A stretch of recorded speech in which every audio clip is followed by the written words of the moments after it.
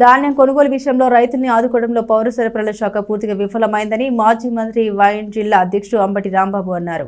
శుక్రవారం మండల పరిధిలో తూములూరులో రైతులు పండించిన ధాన్యాన్ని మాజీ ఎమ్మెల్యే అన్నబత్తు శివకుమార్ స్థానిక నాయకులతో కలిసి పరిశీలించి వారి సమస్యల్ని అడిగి తెలుసుకున్నారు. ధాన్యం కొనుగోలు కేంద్రాల్లో విధించిన ఆంక్షల కారణంగా ధాన్యాన్ని గిట్టుబాటు ధరకు అమ్ముకోలేకపోతున్నామని, దీంతో ఆరుగాలం పండించిన పంటకు గిట్టుబాటు ధర అందకపోవడంతో దళార్లకు అయినా అమ్ముకోవాల్సిన పరిస్థితి ఏర్పడిందని రైతులు ఆవేదన చెందారు. అంతేకాకుండా ఈ ఏడాది తుఫాన్ కారణంగా ధాన్యం దిగుబడులు కూడా ఆశించిన స్థాయిలో లేవని, మిగిలిన పంటకు కొనుగోలు కేంద్రాల వద్ద ఆంక్షలతో రైతును అడిగి తెలుసుకున్నారు. ఈ సందర్భంగా రాంబాబు మాట్లాడారు. రాష్ట్రంలో రైతుల్ని పండించిన ధాన్యాన్ని ఆఖరి గింజ వరకు కొనుగోలు చేస్తామని చెప్పిన ప్రభుత్వం అనేక నిబంధన పేరుతో దగా చేస్తోందన్నారు.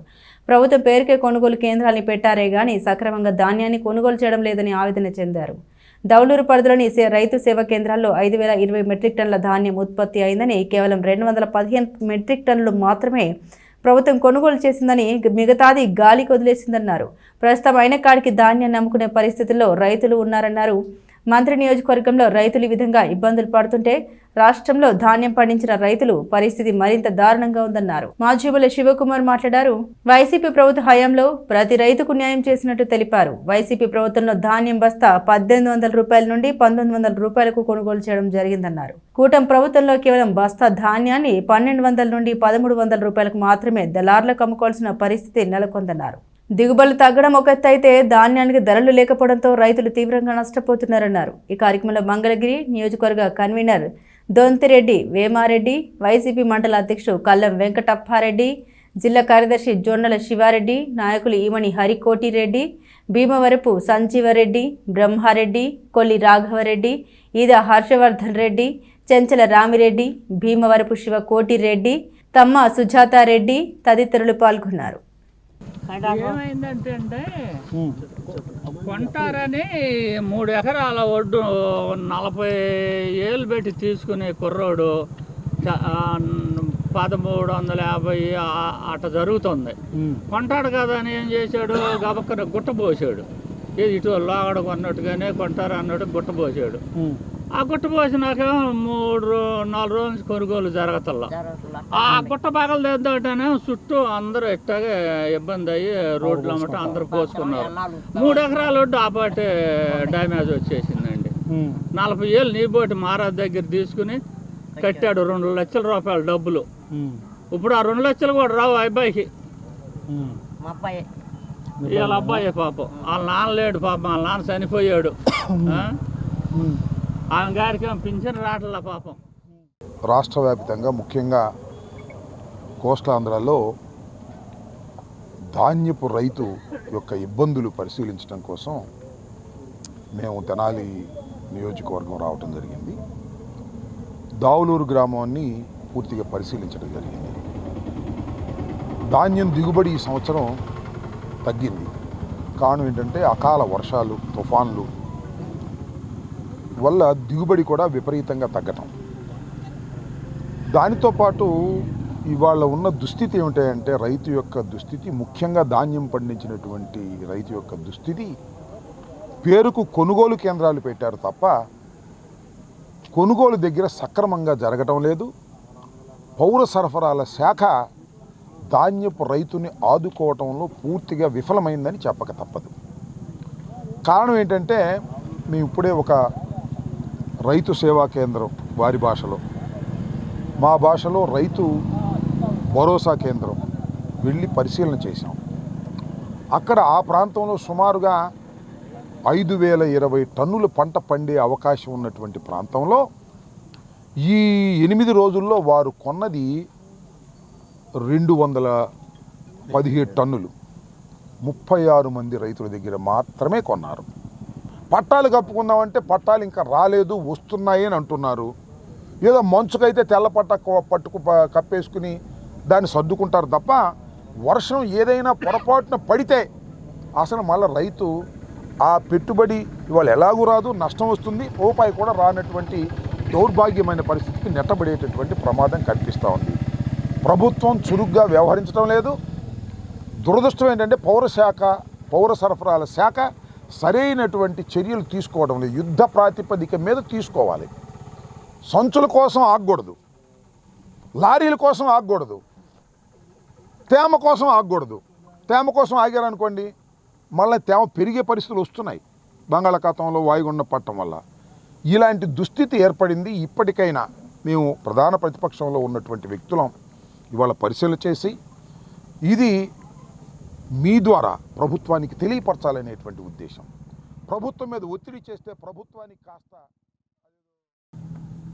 ప్రభుత్వాలు మరి ముఖ్యంగా కూటమి ప్రభుత్వం, మరి ముఖ్యంగా ఈ రాష్ట్ర సివిల్ సప్లై శాఖ మంత్రి మనోహర్ గారు గత 15 రోజుల నుంచి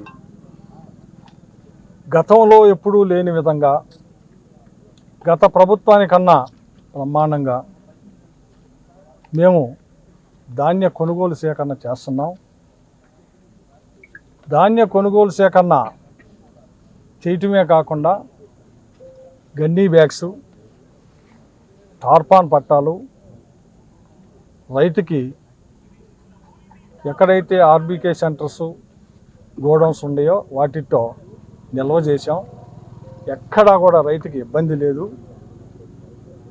అలాగే కొనుగోలు కేంద్రంలో 17% మాయిశ్చరైజ్ వరకు ఉన్నాయన్నీ తీసుకుంటున్నాం.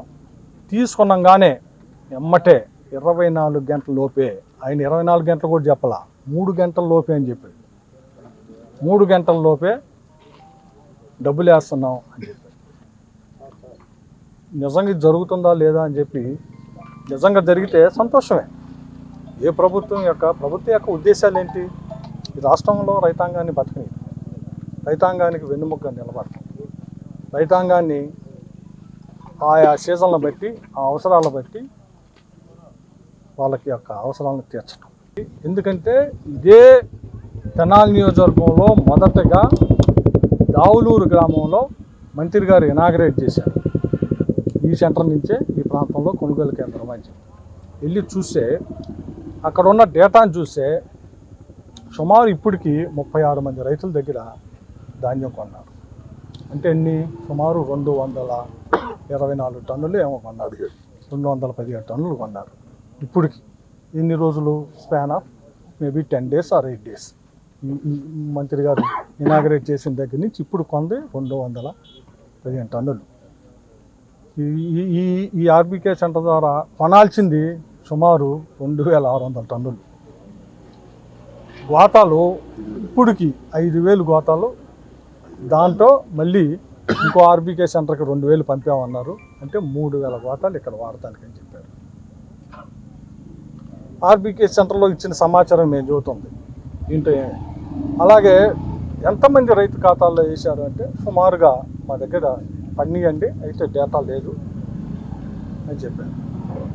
ఇక్కడ మేమేం అడుగుతున్నామంటే క్షేత్రస్థాయిలో చూసే రైతు ఇంతకు మనందరం చూసాం, తేమ శాతం తేడా ఉంది.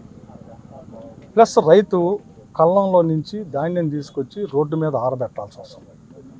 ఈ 17% తేమ శాతం అంటే ఆరబెట్టాలంటే కనీసం వారం రోజులు పడుతుంది, 4-5 రోజులు పడుతుంది. రైతు కాపలా కాసుకోవాల్సి వస్తుంది. ఒకటి. నెక్స్ట్ బస్తాలు సరిగ్గా లేవు.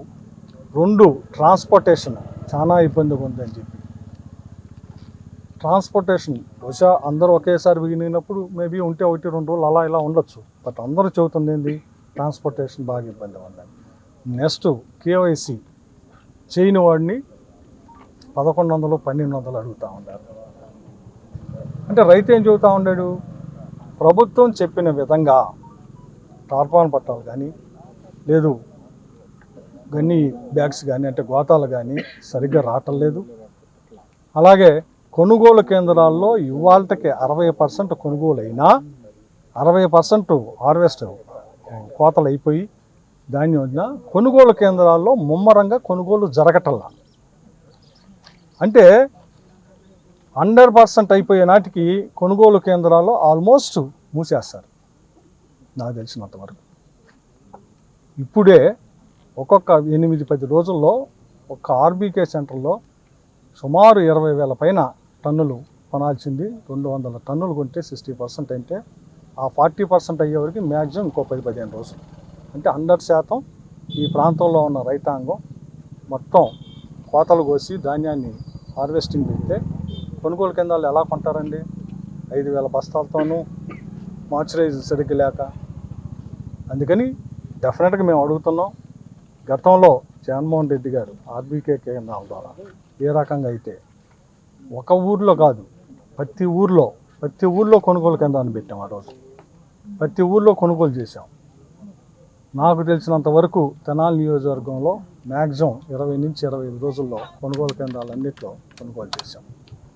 అలాగే స్టార్టింగ్లో ఇమీడియట్గా వేసిన చివరి 2 రోజుల్లో ఆ తేమ శాతం ఇది ఉన్నాయి తప్పక అన్నీ డబుల్ రేటింగ్ కూడా జరిగింది. అందుకని రైతు ఈరోజు మీరు చెప్పినట్టు లేరయా, చాలా ఇబ్బందుల్లో ఉన్నారు రైతు. మీరు ప్రభుత్వం ఏమైతే చెప్పిందో అవి చేయటం లేదని చెప్పి రైతు స్పష్టంగా చెబుతున్నాడు. ఇప్పుడు కన్నా మేల్కొని